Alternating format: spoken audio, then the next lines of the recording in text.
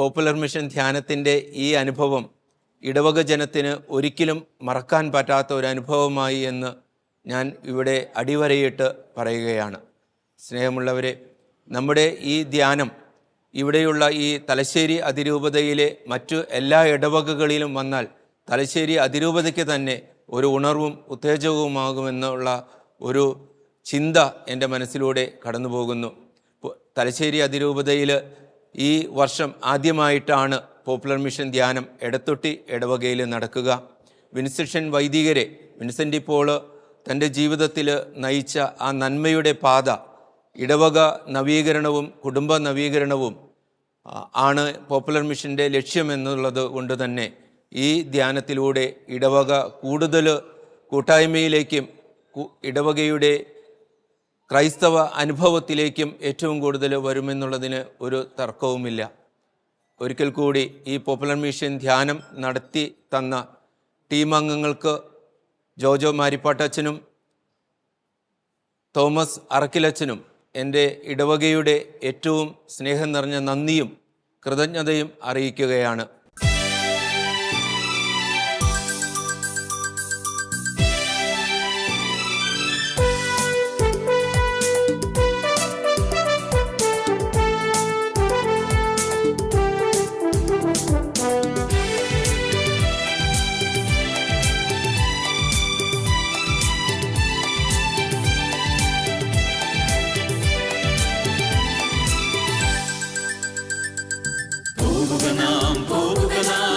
യേശുവിന്റെ പിന്നാലെ അടിവച്ചണിയായി യേശുവിന്റെ പിന്നാലെ പോകുക നാം യേശുവിന്റെ പിന്നാലെ സ്നേഹത്തിന്റെ പതാകയുമേന്തി യേശുവിന്റെ പിന്നാലെ പോകുക നാം യേശുവിന്റെ പിന്നാലെ വിശ്വാസത്തിൻ ദീപവുമേന്തി യേശുവിന്റെ പിന്നാലെ.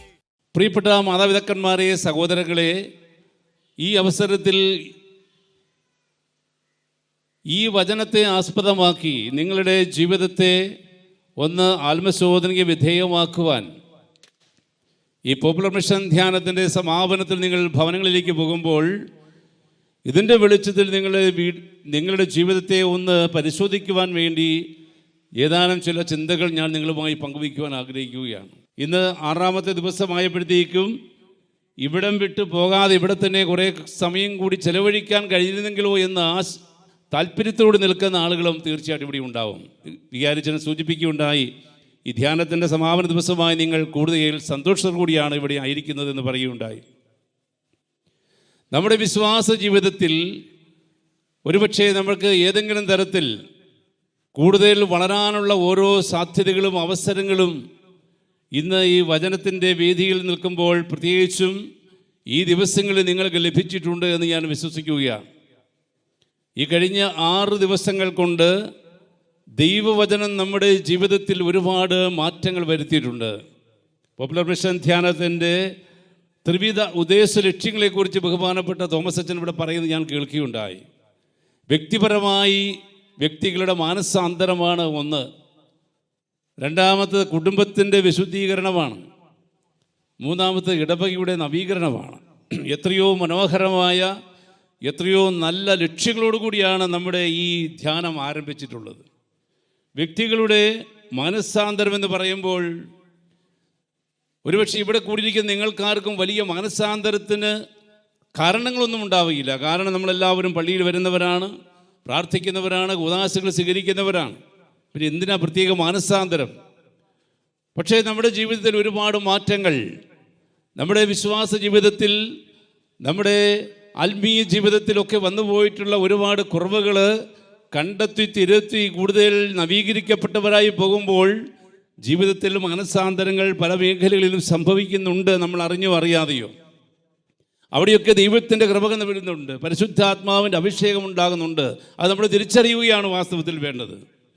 അതുകൊണ്ട് ഈ പോപ്പുലർ മിഷൻ ധ്യാനത്തിൻ്റെ ത്രിവിധ ലക്ഷ്യങ്ങൾ നമ്മുടെ ജീവിതത്തിൽ നമ്മൾ സ്വീകരിക്കുമ്പോൾ അതിനുവേണ്ടി നമ്മൾ തുടർന്ന് നമ്മുടെ ജീവിതത്തിൽ നമ്മൾ ആ വിശുദ്ധിയിൽ വളരാനുള്ള തീരുമാനങ്ങൾ എടുത്തുകൊണ്ട് മുന്നോട്ട് പോകേണ്ടതായിട്ടുണ്ട്. ഒന്നാമതായിട്ട് എനിക്ക് നിങ്ങളോട് പറയാനുള്ളത് നമ്മുടെ വിശ്വാസ ജീവിതത്തിലുള്ള ആഴപ്പെടലാണ്. ആദിമസഭയെക്കുറിച്ച് പറയുമ്പോൾ അപ്പസ്തോലന്മാരുടെ പ്രവർത്തനങ്ങൾ 2-ാം അധ്യായം 37 മുതലുള്ള തിരുവചനങ്ങളിൽ ആദിമസഭയെക്കുറിച്ച് പറയുന്നുണ്ട്. നമുക്കറിയാം, ആദിമസഭ എന്ന് പറയുന്നത് പരിശുദ്ധാത്മാവിനാൽ അഭിഷേകം ചെയ്യപ്പെട്ട ആദിമ ക്രൈസ്തവ സമൂഹത്തിനുണ്ടായ പരിവർത്തനങ്ങളും മാറ്റങ്ങളുമാണ്. വെറും സാധാരണക്കാരായിട്ടുള്ള ആളുകളിലേക്ക് പരിശുദ്ധാത്മാവിൻ്റെ കൃപ ഒഴുകിയപ്പോൾ അവർ വിശ്വസിക്കുന്നവരെ സമൂഹമായി വളർന്നത് എങ്ങനെയാണ് എന്ന് നമ്മൾ ആദിമസഭയുടെ ചരിത്രം നമ്മൾ വായിക്കുമ്പോൾ മനസ്സിലാകുന്നുണ്ട്. പരിശുദ്ധാത്മാവിനാൽ അഭിഷേകം ചെയ്യപ്പെട്ട ആദിമ ക്രൈസ്തവ സമൂഹം അവർ വിശ്വസിക്കുന്നവരുടെ കൂട്ടായ്മയായി വളരുകയാണ്. വിശ്വസിക്കുന്നവരെല്ലാം ഒറ്റ സമൂഹമായി ഒരേ മനസ്സോടുകൂടി അവർ ഒന്നിച്ചു ചേർന്നു. ഭവനങ്ങൾ തോറും അവരവിടെ അപ്പം മുറിക്കൽ ശുശ്രൂഷ നടത്തി. അപ്പസ്തോലന്മാരുടെ പ്രബോധനമുണ്ടായി. കൂട്ടായ്മയിൽ വളരാനായിട്ടുള്ള പരിശ്രമങ്ങളുണ്ടായി. അവർക്കുണ്ടായിരുന്നെല്ലാം ഒരു പങ്കുവയ്ക്കുന്ന മനോഭാവത്തിലേക്ക് വളരുകയാണ്. ആദിമസഭയുടെ ചൈതന്യം എന്ന് പറയുന്നത് യേശുവിലുള്ള വിശ്വാസത്തെ പരസ്യമായി ഏറ്റുപറഞ്ഞുകൊണ്ട് വിശ്വാസത്തിൽ ഒരുപക്ഷെ പുതുക്രിസ്ത്യാനികളാണ് എന്ന് നമുക്ക് പറയാമെങ്കിലും യേശു അനുഭവത്തിൽ വളർന്നു വന്ന ഒരു സമൂഹത്തിൻ്റെ വിശ്വാസികളുടെ കൂട്ടായ്മയായിരുന്നു ആദിമ സമൂഹം എന്ന് പറയുന്നത്. പത്രോസിൻ്റെ പ്രസംഗം കഴിഞ്ഞപ്പോൾ തന്നെ ജെറൂസലമിൽ 3000-ഓളം ആളുകൾ ക്രിസ്ത്യാനികളായി അന്നത്തെ കാലഘട്ടത്തിൽ മാറിയെങ്കിൽ അവർ യേശുവിനെക്കുറിച്ച് കേട്ടു, യേശുവിനെക്കുറിച്ച് അറിഞ്ഞു. യേശുവിനെക്കുറിച്ച് അറിഞ്ഞു കഴിഞ്ഞപ്പോൾ അവരുടെ ജീവിതത്തിൽ മാനസാന്തരങ്ങളുണ്ടായി. വിശ്വസിക്കുന്നവരുടെ കൂട്ടായ്മ അങ്ങനെ രൂപപ്പെടുകയാണ്. പ്രിയപ്പെട്ടവരെ, നമ്മൾ ആദിമസഭയുടെ ചൈതന്യത്തിലേക്ക് മടങ്ങണം എന്ന് 2-ാം വത്തിക്കാൻ കൗൺസിൽ പഠിപ്പിക്കുന്നുണ്ട്. ഗോ ടു ദ സോഴ്സസ് എന്നാണ് പറയുക. ആദിമസഭയുടെ ചൈതന്യം എന്ന് പറയുന്നത് ഈ വിശ്വസിക്കുന്ന ദൈവത്തിലുള്ള വിശ്വാസത്തെ ഏറ്റുപറഞ്ഞ് ക്രൈസ്തവ വിശ്വാസം സ്വീകരിച്ചവരാണ്. അവരാണ് ആദിമസഭയിൽ പറഞ്ഞത്, കർത്താവായ യേശുവിൽ വിശ്വസിക്കുക, നീയും നിന്റെ കുടുംബവും രക്ഷ പ്രാപിക്കും. യേശുവിനെ നിങ്ങൾ അധരങ്ങൾ കൊണ്ട് ഏറ്റുപറയുകയും ഹൃദയത്തിൽ വിശ്വസിക്കുകയും ചെയ്താൽ നീ രക്ഷ പ്രാപിക്കും.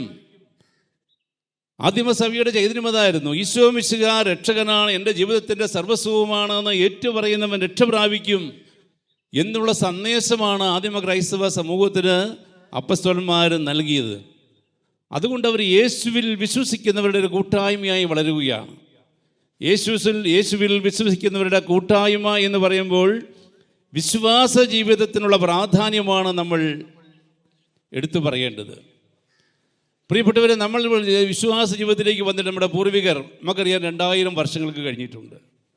ഈ 2000 വർഷങ്ങൾക്കധികം പാരമ്പര്യമുള്ള സഭയുടെ നമ്മുടെ പൂർവികരായിട്ടുള്ള ആളുകളുടെയൊക്കെ വിശ്വാസ തീഷ്ണത എന്നൊക്കെ പറയുമ്പോൾ എത്രയോ ശക്തമായിരുന്നു എന്ന് നമ്മുടെ മാതാപിതാക്കന്മാർ, പൂർവികരായിട്ടുള്ള ആളുകളൊക്കെ പറയുന്നത് നമ്മൾ കേട്ടിട്ടുണ്ട്. ഈ കാലഘട്ടത്തിൽ നമ്മൾ അനുഭവിച്ചുകൊണ്ടിരിക്കുന്ന വിശ്വാസ ശോഷണം, വിശ്വാസ പ്രതിസന്ധികൾ, നമ്മുടെ ദേവാലയങ്ങളിൽ നിന്ന് ഒരുപക്ഷെ കടന്നു വരാൻ മടിച്ച് മാറി നിൽക്കുന്ന നമ്മുടെ യുവജനങ്ങൾ, യുവാക്കന്മാർ. ഈ ഇടവകയിൽ അധികം യുവാക്കന്മാരില്ലായിരിക്കും. വലിയ ഇടവകയിലൊക്കെ ഇന്നും ധാരാളം യുവജനങ്ങളുണ്ട്, കുട്ടികളുണ്ട്. ഇവിടെയുള്ളവരെല്ലാം, ഈ കുഞ്ഞുങ്ങളെല്ലാം ഈ ഇടവകയിലുള്ളവരാണെന്ന് എനിക്കറിയാം. ഇന്ന് ഇവിടെ 10ാം ക്ലാസ് കഴിഞ്ഞാൽ കുട്ടികൾ പള്ളിയിൽ നിന്ന് പുറത്തോട്ട് ഇറങ്ങുകയാണ്. 12ാം ക്ലാസ് കഴിഞ്ഞാൽ പള്ളിയിൽ പോകണമെന്ന് ആഗ്രഹമില്ലാത്ത ആളുകൾ. നമ്മുടെ യുവാക്കന്മാർക്ക് വിശ്വാസ ജീവിതത്തിൽ നിന്ന് മാറി നിൽക്കുന്ന ഈ കാലഘട്ടത്തിൽ നമ്മൾ ഓർക്കണം, നമ്മുടെ ആദിമസഭയുടെ ചൈതന്യം, നമ്മുടെ പൂർവികരായിട്ടുള്ള ആളുകളുടെ വിശ്വാസ തീഷ്ണത, ആ തീഷ്ണതയിൽ നിറഞ്ഞു നിന്നൊരു സമൂഹത്തിന് വന്നിരിക്കുന്ന മൂല്യബോധത്തിലുള്ള കുറവുകൾ, വിശ്വാസ ജീവിതത്തിലുള്ള തകർച്ചകൾ, നമ്മുടെ ജീവിതത്തിൽ വന്നു ഭവിച്ചിട്ടുള്ള ഒരുപാട് പ്രതിസന്ധികൾ ഈ കാലഘട്ടത്തിൽ ഒരുപക്ഷെ പാറപ്പുറത്ത് വീണ വിത്ത് പോലെ, മുള്ളുകൾക്കിടയിൽ വീണ വിത്തുകൾ പോലെ ഒരു ഫലവും നൽകാതെ നശിച്ചു പോകുന്നുണ്ടെങ്കിൽ അതിൻ്റെ കാരണം എന്താണ് എന്ന് പ്രിയ മാതാപിതാക്കന്മാരെ നമ്മൾ വിചിന്തനം ചെയ്യേണ്ടതാണ്. നിങ്ങൾ ഈ ധ്യാനത്തിൽ വന്ന് പങ്കുചേരുമ്പോൾ തീർച്ചയായിട്ടും എനിക്കറിയാം, ബഹുമാനപ്പെട്ട വൈദികർ വളരെ മനോഹരമായി നമ്മുടെ വിശ്വാസ ജീവിതത്തെക്കുറിച്ച് നിങ്ങളോട് പറഞ്ഞിട്ടുണ്ട്, എനിക്കറിയാം. പക്ഷേ നമ്മൾ തീർച്ചയായിട്ടും ഓർക്കേണ്ട ഒരു കാര്യം, ഇതിൻ്റെ സമാപനം ഇന്നിവിടെ അവസാനിപ്പിച്ച് നമ്മുടെ വീട്ടിലോട്ട് പോകുമ്പോൾ നിങ്ങൾ ഒരു ചെവിയിലൂടെ കേട്ടത് മറ്റു ചെവിയിലൂടെ ഇറക്കി പോകേണ്ടതല്ല. നമ്മുടെ വിശ്വാസ ജീവിതത്തിൽ നമ്മൾ ആഴപ്പെട്ടുകൊണ്ട് നമ്മുടെ നല്ല ബോധ്യങ്ങൾ ഉൾക്കൊണ്ടുകൊണ്ട് നമ്മൾ ജീവിക്കാൻ പഠിക്കണം. ഇല്ലെങ്കിൽ ഞാൻ നേരത്തെ സൂചിപ്പിച്ചതുപോലെ വെറുതെ നമുക്ക് വഴിയരികിൽ വീണ വിത്ത് പോലെയോ പാറപ്പുറത്ത് വീണതുപോലെയോ മുള്ളിൻ്റെ അടിയിൽ വീണതുപോലെയോ ഒരു ഫലവും നൽകാതെ നമ്മുടെ ജീവിതം കടന്നു പോകും. 30 മേനിയും 60 മേനിയും 100 മേനിയും ഫലങ്ങൾ പുറപ്പെടുത്തുന്നവരാകണം നമ്മൾ. ആ ഫലങ്ങൾ പുറപ്പെടുത്തുന്ന തരത്തിൽ നമ്മുടെ ജീവിതത്തെ നമ്മൾ മാറ്റിയെടുക്കേണ്ടതായിട്ടുണ്ട്. അവിടെയാണ് നമ്മുടെ വിശ്വാസ ജീവിതത്തിൽ അപജയങ്ങൾ ഉണ്ടായിട്ടുണ്ടെങ്കിൽ, തകർച്ചകൾ ഉണ്ടായിട്ടുണ്ടെങ്കിൽ, വിശ്വാസ ജീവിതം ശോഷിച്ചു പോയിട്ടുണ്ടെങ്കിൽ അതിനെ നവീകരിക്കുവാനുള്ള അവസരമായി പരിശുദ്ധാത്മാവിനാൽ നിറഞ്ഞ കൃപാഭിഷേകം ലഭിച്ചവരായി നമ്മൾ മാറുന്ന ഈ ധ്യാന അവസരം അത് ഇന്നുകൊണ്ട് അവസാനിക്കേണ്ടതല്ല. ഇത് നമ്മുടെ ജീവിതത്തിൽ തുടർന്ന് ഇനിയുള്ള കാലഘട്ടങ്ങളിൽ കൂടുതൽ ഫലം നൽകാൻ വേണ്ടി ദൈവം നമ്മൾക്ക് ഒരുക്കി തന്നൊരു അവസരമാണ് ഈ ധ്യാനം എന്ന് നമ്മൾ തിരിച്ചറിയണം. പ്രിയപ്പെട്ടവരെ, വിശ്വസിക്കുന്നവരുടെ കൂട്ടായ്മ എന്ന് പറയുമ്പോൾ വിശ്വസിക്കുന്നവർ മാത്രമല്ല, പിന്നീട് അവരെന്താണ് ചെയ്തത് നമ്മൾ വചനത്തിൽ വായിക്കുന്നുണ്ട്. അപ്പോസ്തലന്മാരുടെ പുസ്തകം 2-ാം അധ്യായത്തിൽ വിശ്വസിക്കുന്നവർ ഒന്നിച്ചുകൂടി, അവർ ഒന്നിച്ച് ആരാധിച്ചു, പ്രാർത്ഥിച്ചു. പ്രാർത്ഥിക്കുന്ന കൂട്ടായ്മ അല്ലെങ്കിൽ ദൈവവചനം പങ്കുവെച്ച് അതിനെക്കുറിച്ച് പഠിക്കുകയും ഭവനങ്ങൾ തോറും ഒന്നിച്ചു ചേർന്ന് പ്രാർത്ഥിക്കുകയും ചെയ്തിരുന്നൊരു സമൂഹമായിരുന്നു ആദിമസഭ എന്ന് പറയുന്നത്. ഇവിടെ ബഹുമാനപ്പെട്ട തോമസ് അച്ഛൻ പറഞ്ഞു, ഈ ശുശ്രൂഷ ആരംഭിച്ചപ്പോൾ അച്ഛൻ പറയുകയുണ്ടായി, എല്ലാ ദിവസവും കുടുംബ പ്രാർത്ഥനയ്ക്ക് വേണ്ടി മക്കളും മാതാപിതാക്കന്മാരും കൂടെ നിങ്ങൾ ഒന്നിച്ച് പ്രാർത്ഥിക്കുന്ന ഒരു കൈപൊക്കാൻ പറഞ്ഞപ്പോൾ ഞാൻ ശ്രദ്ധിച്ചു. എനിക്ക് മുഴുവൻ കാണത്തില്ലായിരുന്നു, എങ്കിലും ഞാൻ സൈഡിൽ നോക്കി ഈ ഭാഗത്തുള്ളവരൊക്കെ നോക്കിയപ്പോൾ അർദ്ധ മനസ്സോടുകൂടിയാണ് ചിലരൊക്കെ പൊക്കുന്നത് കണ്ടത്. ചിലർ ഇത്രയും പൊക്കിയിട്ടുള്ളൂ, ചിലർ കുറച്ചുകൂടി പൊക്കി. പൂർണ്ണമായും ചൊവ്വേനേരെ കൈ പൊക്കിയ ആളുകൾ എന്തുമാത്രം ഉണ്ട് എന്ന് എനിക്കറിയുന്നില്ല. ഇന്നത്തെ ഈ കാലഘട്ടം നമുക്കറിയാം, നമ്മുടെ കുടുംബ പ്രാർത്ഥനകൾ നഷ്ടപ്പെട്ടുകൊണ്ടിരിക്കുന്ന, കുടുംബ പ്രാർത്ഥനകൾക്ക് പ്രാധാന്യം കുറഞ്ഞു പോകുന്നൊരു കാലഘട്ടമാണിത്. നമ്മുടെ പ്രാർത്ഥനാ കൂട്ടായ്മ നമുക്ക് നഷ്ടപ്പെട്ടു പോകുന്നു. ഒരുപക്ഷെ മാതാപിതാക്കന്മാർ, അപ്പൻ കുടുംബ പ്രാർത്ഥനയ്ക്ക് വരുന്നില്ല, അമ്മയും ചിലപ്പോൾ മക്കളുണ്ടെങ്കിൽ അവർ ഒന്നിച്ച് പ്രാർത്ഥിക്കുന്നു. പല പിള്ളേരും, പല യുവജനങ്ങളും യുവതിയുവാക്കന്മാരുണ്ടെങ്കിൽ അവർ പ്രാർത്ഥനയ്ക്കേ വരുന്നില്ല. അവർ മൊബൈൽ നോക്കി അല്ലെങ്കിൽ ഇൻ്റർനെറ്റ് കണ്ടുകൊണ്ടിരിക്കുകയാണ്, അല്ലെങ്കിൽ മറ്റേതെങ്കിലും ചാറ്റിങ്ങിൽ പങ്കെടുത്തുകൊണ്ടിരിക്കുകയാണ്. ചിലർക്കെല്ലാം ഈ സമയത്ത് ഓൺലൈൻ ക്ലാസ്സുകളുണ്ട്. നമ്മുടെ പല കുട്ടികൾക്കും ഓൺലൈൻ ക്ലാസ്സുകളൊക്കെ, ട്യൂഷൻ ക്ലാസ്സുകളൊക്കെ ഈ സമയങ്ങളിൽ ക്രമീകരിച്ചിട്ടുണ്ട്. പ്രിയപ്പെട്ടവർ, നമ്മൾ ഓർക്കുക, നമ്മുടെ ആദിമസഭയുടെ ചൈതന്യം, നമ്മുടെ പൂർവികരായിട്ടുള്ള മാതാപിതാക്കന്മാരുടെ ചൈതന്യം, ആദ്യകാല കുടിയേറ്റക്കാരുടെയൊക്കെ ജീവിതത്തിൻ്റെ ശക്തി എന്ന് പറയുന്നത് ഈ പ്രാർത്ഥനാ കൂട്ടായ്മകളായിരുന്നു, നമ്മുടെ പ്രാർത്ഥനയിലായിരുന്നു. കുടുംബ പ്രാർത്ഥന ഇല്ലാത്ത ഒരു സംവിധാനം ഉണ്ടായിരുന്നില്ല.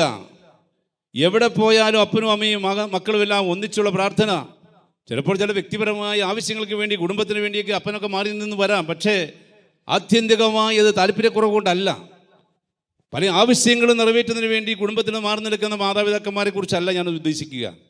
മനഃപൂർവ്വം ബോധപൂർവം മാറി നിൽക്കുന്ന കുടുംബനാഥനും കുടുംബനാഥിയും മക്കളുമൊക്കെ ഉണ്ടെങ്കിൽ അവിടെ കുടുംബ പ്രാർത്ഥന ഒന്നിച്ചുണ്ടാവില്ല. പ്രിയപ്പെട്ട സഹോദരങ്ങൾ, നിങ്ങൾ ഓർക്കുക, ആദിമസഭയുടെ ചൈതന്യം എന്ന് പറയുന്നത് അവർ ഒന്നിച്ചുള്ള പ്രാർത്ഥനാ കൂട്ടായ്മകളാണ്, ഒന്നിച്ചുള്ള ബലിയർപ്പണമാണ്.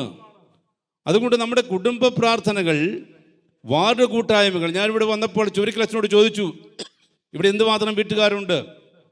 350ഓളം വീട്ടുകാരുണ്ട് ഇവിടെ. ഒരു നല്ല മാതൃക ഇടവകയാണ് 350 ഇടവക എന്ന് പറഞ്ഞാൽ. ഇവിടെ ബഹുമാനപ്പെട്ട ചൂരിക്കലച്ചൻ പറഞ്ഞു, നല്ല സഹകരണമുള്ള ഒരു ഇടവകയാണിത്. നിങ്ങളെക്കുറിച്ച് വളരെ പോസിറ്റീവായിട്ടാണ് അച്ഛൻ എന്നോട് പറഞ്ഞത്. ഇവിടെ നടന്ന കൺസ്ട്രക്ഷൻ വർക്കുകൾ, പള്ളി പെയിൻറ്റിങ്, പള്ളിമുറി ഉണ്ടാക്കിയത്, ആ മുറ്റമൊക്കെ നന്നാക്കി വളരെ ഭംഗിയായി നല്ല സഹകരണത്തോട് വികാരിച്ചിനോട് ചേർന്ന് നിൽക്കുന്ന നല്ല ഒരു ഇടവക സമൂഹമാണ് ഇടത്തൊട്ടി എന്ന് കേൾക്കാൻ കഴിഞ്ഞതിൽ എനിക്ക് സന്തോഷമുണ്ട്. ഞാൻ നിങ്ങളെ അഭിനന്ദിക്കുകയാണ്.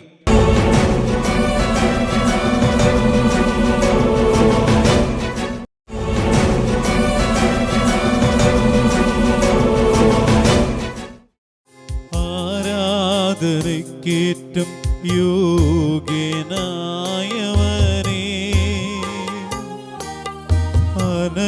അനശ്വരനായ തമ്പുരാനേ, ആരാധനയ്ക്കേറ്റം യോഗ്യനായവനേ,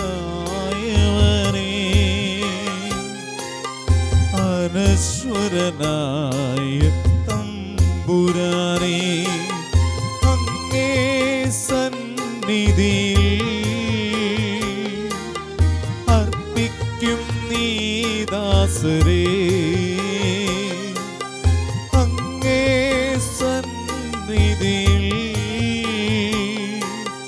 അർപ്പിക്കും നീ ദാസരേ,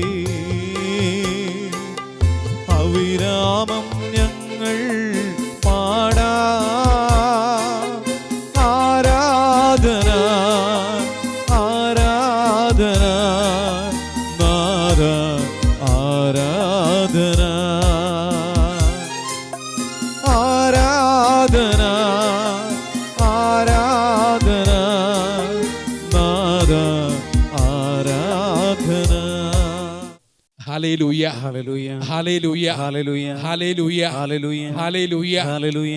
മനുഷ്യൻ നേരിടുന്ന മൂന്നാമത്തെ പ്രശ്നം എന്ന് പറയുന്നത് ആത്മാവിൻ്റെ പ്രശ്നമാണ്. The problem of the soul. ആത്മാവിന് ഒരു പ്രശ്നമേ ഉള്ളൂ. ആത്മാവിൻ്റെ പ്രശ്നം എന്താണെന്നറിയാവോ? ശരീരത്തിൻ്റെ അറിയാൻ പാടില്ല, പിന്നെയല്ലേ ആത്മാവിൻ്റെ അറിയുന്നതല്ലേ. ആത്മാവിൻ്റെ പ്രശ്നം എന്ന് പറയുന്നത് പാപമാണ്. പാപം ചെയ്യുക എന്നുള്ളത് ആത്മാവിനെ നഷ്ടപ്പെടുത്തുന്ന തുല്യമാണ്.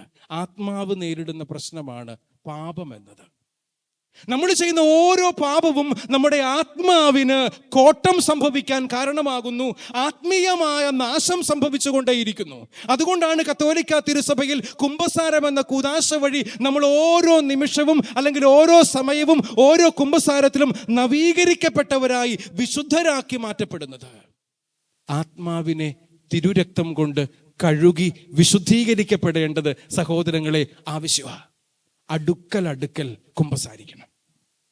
കാരണം അറിഞ്ഞോ അറിയാതെയോ പാപത്തിൽ വീണു പോകുമെന്ന് സാധാരണ പറയാറുണ്ട്. പക്ഷെ എനിക്കൊരു തിരുത്തുണ്ട്, അറിയാതെ ആരും പാപത്തിൽ വീഴുന്നില്ല. അറിഞ്ഞോണ്ട. മനസ്സറിവില്ലാതെ ചെയ്യുന്നത് പാപമാകിയല്ല. പാപത്തിന്റെ ഡെഫിനിഷൻ തന്നെ അതാ.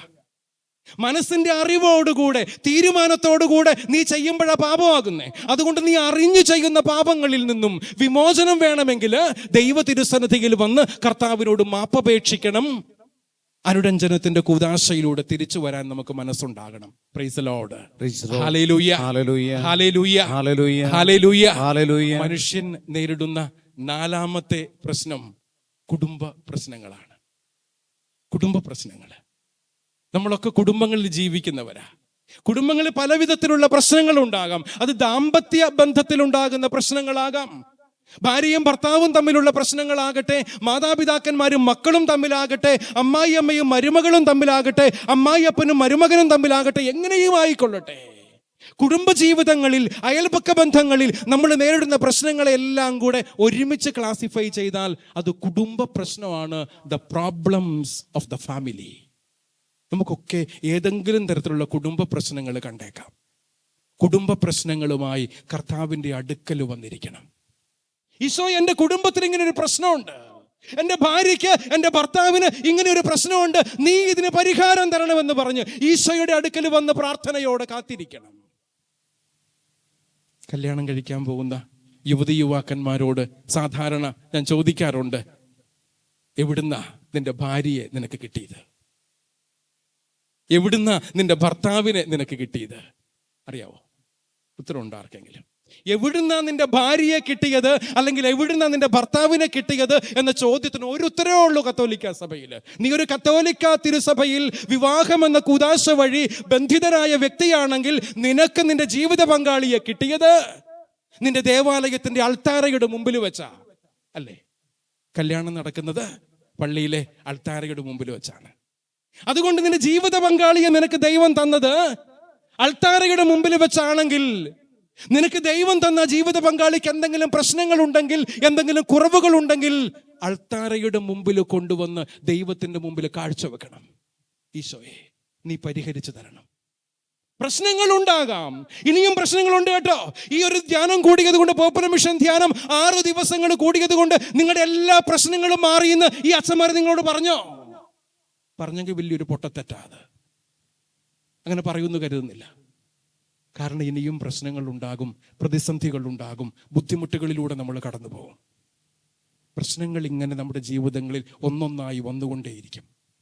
എന്ത് പ്രശ്നങ്ങൾ ഉണ്ടായാലും ആ പ്രശ്നങ്ങളിൽ ദൈവ തിരുസന്നിധിയിൽ വന്നിരിക്കാൻ, അവിടുത്തോട് പ്രാർത്ഥിക്കാൻ, മുട്ടിപ്പായി ദൈവത്തെ വിളിച്ച് കണ്ണുനീരോടെ പ്രാർത്ഥിച്ചാൽ നമ്മുടെ പ്രശ്നങ്ങൾക്ക് പരിഹാരം ലഭിക്കുമെന്ന കാര്യത്തിൽ ഒരു സംശയവും വേണ്ട കേട്ടോ. കരങ്ങൾ അടിച്ചൊന്ന് ഈശോയ്ക്ക് നന്ദി പറയാവോ?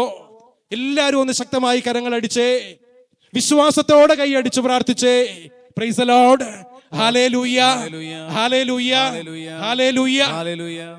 അഞ്ചാമത്തെ പ്രശ്നം, നമ്മൾ നേരിടുന്ന അഞ്ചാമത്തെ പ്രശ്നം സാമ്പത്തിക പ്രശ്നമാണ്. Financial problems. സാമ്പത്തിക പ്രശ്നങ്ങൾ എല്ലാവർക്കും കാണും. സാമ്പത്തികമായിട്ട് വലിയ തരക്കേടില്ല എന്നൊക്കെ കരുതുന്നവർക്കും ഏതെങ്കിലും തരത്തിലുള്ള സാമ്പത്തികമായ ഞെരുക്കങ്ങൾ ഉണ്ടാകും, കടബാധ്യതകൾ ഉണ്ടാകും. പലപ്പോഴും അതൊന്നും ആരും അറിയുന്നില്ലെന്ന് മാത്രമേ ഉള്ളൂ. ആരെങ്കിലും ഒക്കെ കടബാധ്യത കാരണം ആത്മഹത്യ ചെയ്യുമ്പോഴാണ് ഇത് വാർത്തകളാകുന്നത്. അപ്പം മാത്രമാണ് ചാനലുകാർ ഓടി വരുന്നത്, അപ്പോഴാണ് സംപ്രേഷണം നടക്കുന്നത്, അപ്പോഴാണ് അയലോക്കംകാർ പോലും അറിയുന്നത്. ഇന്ന് അടുത്ത നാളുകളിൽ എത്രമാത്രം ഇങ്ങനെ കടബാധ്യത കാരണം ആത്മഹത്യ ചെയ്ത മനുഷ്യരെ കുറിച്ച് നമ്മൾ കേൾക്കുന്നു, കാണുന്നു. പ്രിയപ്പെട്ടവരെ, സമ്പത്ത് ഒരു വലിയ പ്രശ്നമാണ്. സാമ്പത്തിക പ്രശ്നങ്ങൾ കാരണം, കടബാധ്യതകൾ കാരണം നമ്മളൊക്കെ വലിയ ബുദ്ധിമുട്ടുകൾ നേരിടുന്നുണ്ട്. കുഞ്ഞുങ്ങളെ പഠിപ്പിക്കാൻ കാശില്ലാത്തത് കൊണ്ട്, ഒരു നല്ല വീട് വെക്കാൻ പറ്റാത്തത് കൊണ്ട്, വിവാഹപ്രായം കഴിഞ്ഞു നിൽക്കുന്ന മകൾക്ക് ഒരു നല്ല വരനെ കണ്ടുപിടിക്കാനുള്ള കാശില്ലാത്തത് കൊണ്ട് കല്യാണം നടക്കാതെ പോകുന്നു. സാമ്പത്തികമായ വലിയ ഞെരുക്കങ്ങൾ കാരണം ഒരുപക്ഷെ അല്പം കൂടെ പഠിക്കണമെന്നുണ്ട്, സാധിക്കുന്നില്ല. വിദേശത്ത് പോകണമെന്നുണ്ട്, പറ്റുന്നില്ല. ഒത്തിരിയേറെ തകർച്ചകൾ, വിഷമങ്ങൾ സാമ്പത്തിക മേഖലകൾ നേരിടുന്നുണ്ട്, കാർഷിക മേഖല നേരിടുന്നുണ്ട്. നമ്മുടെ പോലെ എടത്തൊട്ടി പോലുള്ള ഒരു ഗ്രാമീണ പ്രദേശത്ത് നമ്മളൊക്കെ കാർഷിക വൃത്തിയെ ആശ്രയിച്ച് കഴിയുന്നവരാ. നമ്മുടെ കാർഷിക മേഖല വലിയ തകർച്ചകൾ നേരിടുന്നുണ്ട്. കാർഷിക വിഭവങ്ങൾ നമുക്ക് വേണ്ട രീതിയിൽ ഉണ്ടാകുന്നില്ല, വില കൊടുത്ത് വാങ്ങിക്കേണ്ടി വരുന്നു. അതുകൊണ്ട് തന്നെ സാമ്പത്തികമായ പ്രയാസങ്ങളുണ്ട്. സാമ്പത്തികമായ പ്രയാസങ്ങൾ മനുഷ്യൻ നേരിടുന്ന വലിയ 5ാമത്തെ പ്രശ്നത്തിലൊന്നാണ്. ഇനി ആറാമത്തേതും അവസാനത്തേതും എന്ന് നമുക്ക് വിളിക്കാവുന്ന പ്രശ്നം മനുഷ്യൻ നേരിടുന്നത് പൈശാചിക ബന്ധനങ്ങളാണ്. പ്രിയപ്പെട്ടൊരു ദൈവമുണ്ടെങ്കിൽ പിശാചും അപ്രകാരം തന്നെ ശക്തിയോടെ ആരെ വിഴുങ്ങണമെന്നോർത്ത് ചുറ്റും തിരിഞ്ഞു നടക്കുന്നു എന്ന് ദൈവത്തിന്റെ വചനം നമ്മളെ ഓർമ്മപ്പെടുത്തുന്നുണ്ട്. അതുകൊണ്ട് നമ്മളൊക്കെ ജാഗ്രതയോടെ ജീവിക്കണം. ദൈവത്തിന്റെ പരിശുദ്ധാത്മാവ് ഉണ്ടെങ്കിൽ അതുപോലെ തന്നെ അശുദ്ധാത്മാവുണ്ട്. അശുദ്ധാത്മാവ് ആരെയാണ് പാപത്തിന്റെ കണിയിൽ പെടുത്തേണ്ടതെന്ന് നോക്കി നടക്കുന്നുണ്ട്, ദുശ്ശീലങ്ങൾക്ക് അടിമപ്പെടുത്താൻ. അതുകൊണ്ട് തന്നെയും പ്രിയപ്പെട്ടവരെ, പൈശാചിക ബന്ധനങ്ങളിൽ പെടാതിരിക്കാൻ വേണ്ടി ഉണർന്നിരുന്നു പ്രാർത്ഥിക്കുന്നവരാകണം നമ്മൾ. ഈ 6 കാറ്റഗറികളുടെ കീഴിൽ മനുഷ്യന്റെ എല്ലാ പ്രശ്നങ്ങളെയും നമുക്ക് സംഗ്രഹിക്കാൻ പറ്റും എന്നാണ് എനിക്ക് തോന്നുക. ഈ 6 പ്രശ്നങ്ങൾക്കുമുള്ള ഒരേ ഒരു പ്രതിവിധി എന്ന് പറയുന്നത് കർത്താവിൻ്റെ അടുക്കൽ വന്നിരിക്കുക, മുട്ടിപ്പായി കണ്ണുനീരോടെ അവനോട് പ്രാർത്ഥിക്കുക എന്നതാ. Price the Lord.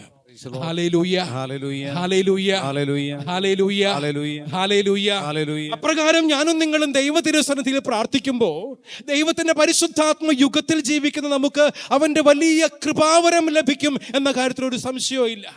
അതുകൊണ്ടാണ് ഈശോ ജനിക്കുന്നതിന് 700 വർഷങ്ങൾക്ക് മുമ്പ് യെശയ്യാ പ്രവാചകനോടൊപ്പം ജീവിച്ചിരുന്ന യോവേൽ പ്രവാചകന്റെ പുസ്തകത്തിൽ നമ്മൾ ഇങ്ങനെ വായിക്കുന്നുണ്ട്, 2-ാം അധ്യായത്തിന്റെ 28-ാമത്തെ തിരുവചനം: ആ നാളുകളിൽ എല്ലാവരുടെയും മേൽ ഞാൻ എൻ്റെ ആത്മാവിനെ അയക്കും. ആ നാളുകളിൽ ഞാൻ എൻ്റെ ആത്മാവിനെ എല്ലാവരുടെ മേലും അയക്കുമെന്നാണ് പറയുന്നത്. നമ്മളൊക്കെ പരിശുദ്ധാത്മാവിനെ സ്വീകരിച്ചിട്ടുണ്ട്, ഇല്ലേ? നമ്മൾ എന്നാ പരിശുദ്ധാത്മാവിനെ സ്വീകരിച്ചെന്ന് ഓർമ്മയുണ്ടോ നിങ്ങൾക്ക്? ആദ്യമായിട്ട് എപ്പോഴാ നമ്മൾ പരിശുദ്ധാത്മാവിനെ സ്വീകരിച്ചത്?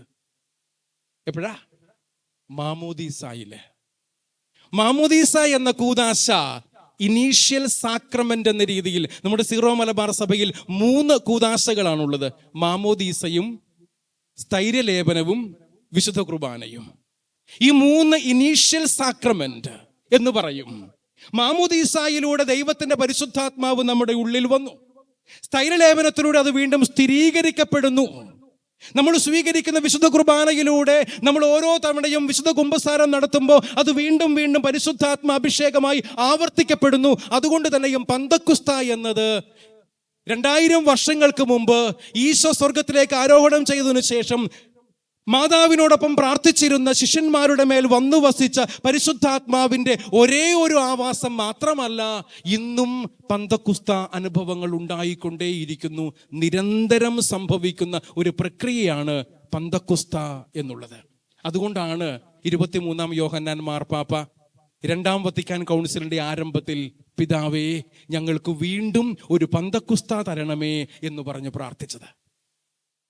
നമുക്ക് വീണ്ടും ഒരു പന്തക്കുസ്ത അനുഭവം ലഭിക്കാൻ വേണ്ടിയിട്ടുള്ള ധ്യാന ശുശ്രൂഷകളുടെ സമാപനത്തിലേക്ക് നമ്മൾ കടക്കുന്ന ഈ തിരുമണിക്കൂറിൽ ഈ ദൈവത്തിന്റെ പരിശുദ്ധാത്മാവ് നമ്മളെ എല്ലാവരിലും വന്ന് വസിക്കാൻ, ആത്മീയ അഭിഷേകമുള്ളവരായി ജീവിക്കാൻ നമ്മൾ കണ്ട ഈ 6 തരത്തിലുള്ള പ്രശ്നങ്ങൾക്കും പരിഹാരം ദൈവത്തിന്റെ പരിശുദ്ധാത്മാവിന്റെ അഭിഷേകമാണ്. Price the Lord. പരിശുദ്ധ പരമമാ ദിവ്യകാരുണ്യമേ, എന്നുമെന്നും അങ്ങേക്കാരാധന. എല്ലാവരും ശിരസ് നമിച്ച് പരിശുദ്ധ പരമമാ ദിവ്യകാരുണ്യമേ, എന്നുമെന്നും അങ്ങേക്കാരാധന. പരിശുദ്ധ പരമമാ ദിവ്യകാരുണ്യമേ, എന്നുമെന്നും അങ്ങേക്കാരാധന.